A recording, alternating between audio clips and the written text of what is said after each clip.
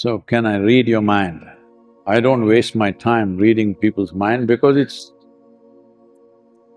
I've… I don't read even my mind because it's a trash bin. Because what is in your mind?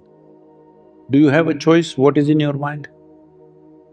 From your childhood, whatever you're exposed to, what you see, what you hear, what you smell, what you taste, everything is in your mind, isn't it? Your mind is society's garbage bin. You have no choice. If this person speaks, I will take it. If this person speaks, I will not take it. Do you have such a choice?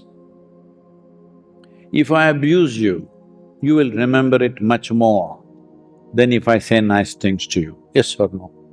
Hello? So, it is a trash can, it gets everything. You can choose what to use and what not to use. That choice you have if you're not in a reactive state. But you have no choice about what is in your mind, isn't it? Just everything that you've been exposed to is there in your mind. People who are busy spreading lies in the world talk about a pure mind. How can trash can be pure? How can a garbage bin be pure? If you remove half the brain, pure mind. Otherwise, everything that you gathered is there.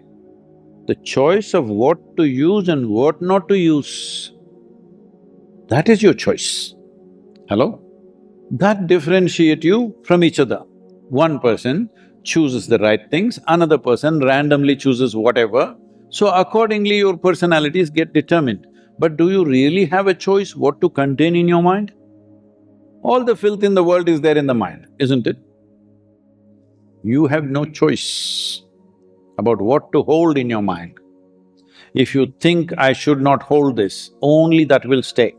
Right now as an experiment, all of you, just close your eyes, 10 seconds. You should not think about a monkey, okay? No monkeys for 10 seconds.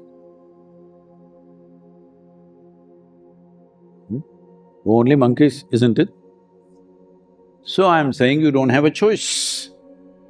Everything that's good and bad and nonsense, everything that's come your way is in your mind. You cannot choose.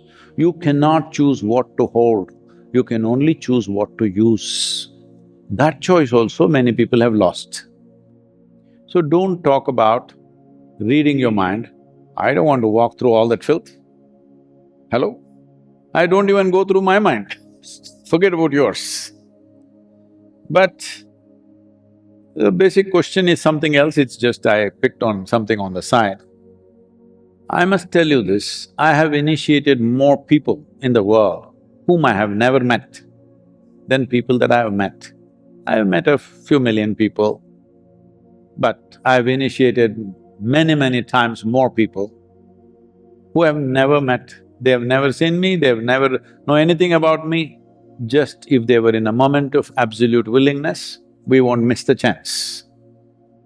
So, what absolute willingness means is, you are conscious and you have no will of your own, you're simply here. If you're like that in Shimla, doesn't matter. You are Shimla or North Pole, it doesn't matter because consciousness has no distance. You are talking about being in the same room, this is only the problem of the body. Your body is there, my body is here. It's very clear. This is my body, that's your body. This is my mind, that's your mind. Clear. Here and there it may overlap, we may agree a little bit. But this is my mind, that's your mind. Never have you found another person whose mind is exactly like yours, have you? So you thought when you were in love. But the moment you got married, you realized they have their own mind. Hello? No, you're a young girl, you don't know probably. It will happen. So this is my mind, this is my body, that is your body, that is your mind. These things are right now, at least for now, distinctly separate. But I want you to understand, there is no such thing as my life and your life. You hold a little bit of the same thing, I hold a little bit of the same thing. It's like in Shimla, you grew up in Shimla? In Shimla, do you blow soap bubbles when you were in school or something? You did. Suppose you and me, today we have a soap bubble competition. You and me going to blow soap bubbles. My bubble is this big, yours is this much. So I say, see, look at this big bubble is my bubble. Oop, it went. Then I don't say this is my air, that is your air. When the bubble is holding, this is my bubble, that's your bubble. Just like that. This is my body, that's your body. Right now. The moment it breaks, there is no such thing as my life and your life. It's one life. So, will you experience this or will you believe the nonsense that I'm speaking? This is the only question. If you experience it, after that, I don't have to tell you, be nice to the person who is sitting next to you, don't rob them, don't kill them, don't do this, don't do that. Would you need it? Did anybody tell you this little finger is a helpless little finger, don't cut it, don't chop it, don't hammer it? Did anybody tell you? Why you're taking care of it? Because you experience this as a part of myself. If you experience all life as part of myself, then nothing would be needed. Everywhere it's connected. So I'm saying, in Simla or wherever you want, if you simply sit there, not as a man, not as a woman, not as a person, just as life, we are always waiting. You must do some inner engineering. There's a program called inner engineering. We can do one thing, only if you're committed, because we don't want to offer this to people who don't value this, because this is a tremendous tool. Millions of lives have been transformed with this. There is a 7-day online session. In all languages it's there. In English, it's in my voice, in other languages it's dubbed. Simple 7 steps that you take to undo your mind. Then there is a simple practice which has to be done more directly, which is called as Shambhavi Mahamudra.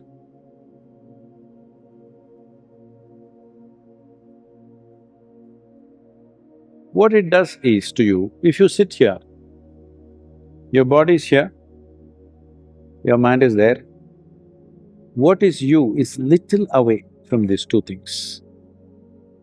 Is it true that you gathered this body over a period of time? Hello? You gathered it. Is it true you also gathered the content of your mind? Yes.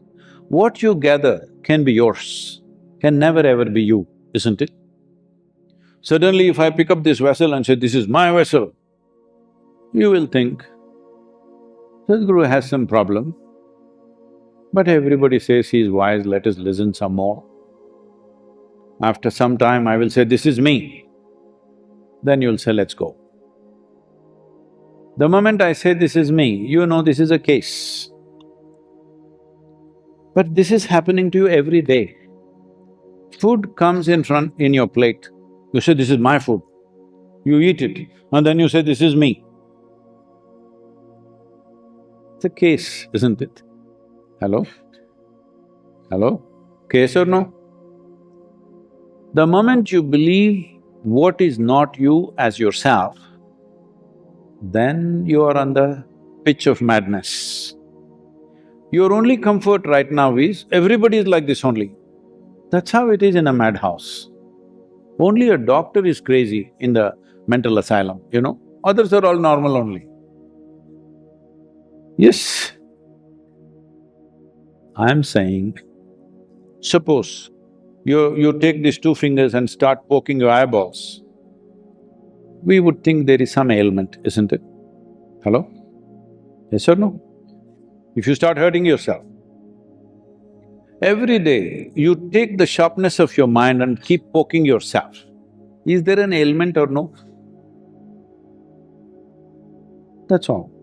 If you're causing any suffering to yourself, that is the case. But everybody is like that only, that is the advantage right now. That is a cover-up. Everybody being like that doesn't make it normal. Hello? No, I don't think that's normal.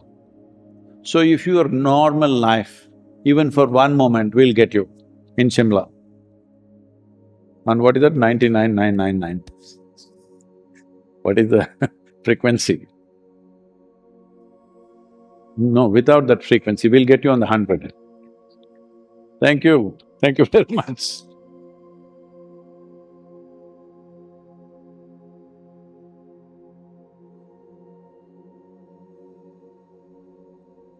Take a deep, slow breath and let yourself settle into a quiet space.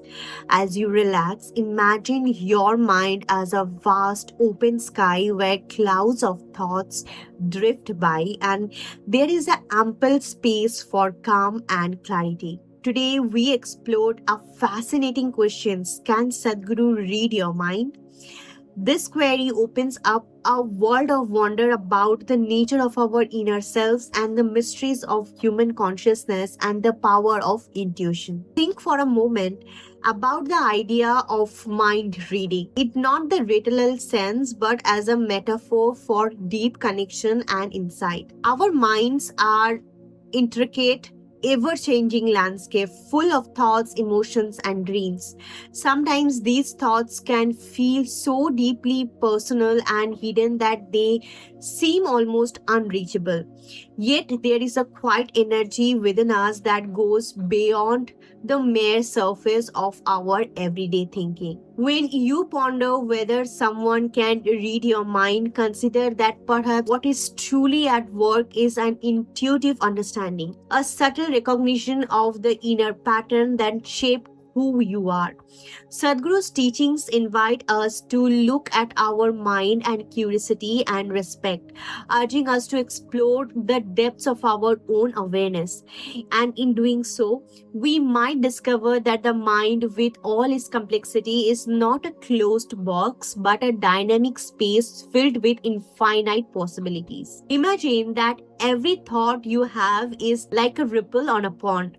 Some ripples are clear and distinct while others fades quickly. Yet all contribute to the overall pattern of your being. The question of whether Sadhguru can read your mind can be seen as an invitation to understand the subtle art of perception. It encourages us to wonder how deep our awareness can go and how much of our inner world is accessible through intuitive understanding rather than just an analytical thoughts. So as you continue your day, try to hold this sense of wonder gentle in your heart. Let the mysteries of your own mind be the source of inspiration rather than anxiety. Recognize that each of us has an inner voice, a reservoir of wisdom that can guide us through even the most challenging moments. By turning into that inner energy, we began to see that the mind is not something to be feared or overly controlled, but something to be explored and embraced. Every moment is an opportunity to listen that inner voice, to notice that subtle cues that arises from within and to use them as guide for a more enriched life. Whether it is through meditation, mindfulness, or simply a quiet moment of reflection, each step you take to understand your own inner workings brings you closer to a state of balance and peace. Imagine a life where you are in tune with your deepest thoughts and feelings. A life where every experience, every challenge is met with calm clarity and openness. That version of living where your mind is not a mystery but a spark by this question is to encourage you to explore your own inner landscape with compassion and determination. So, as we wrap up this insightful journey into the depths of the mind with Sadhguru, let's take a moment to reflect on the profound wisdom he shared. Understanding the complexities of the mind is indeed a fascinating exploration, and Sadhguru's perspective has shed light on many aspects of this mysterious realm. Remember, the mind is vast, intricate landscape, and our understanding of it continues to evolve. This discussion serves as a reminder of the importance of introspection and self-awareness in navigating the complexities of our own minds. Let's cherish the knowledge gained from this discourse and continue our journey towards a greater understanding. And always remember, this introspection is not a summary of Sadhguru's word, but rather a reflection of the deep wisdom he imparted. Let's keep this separated and avoid any misunderstandings. Thank you for joining with us on this enlightening journey, and we will see you tomorrow. Until then, please take care. Namaskaram.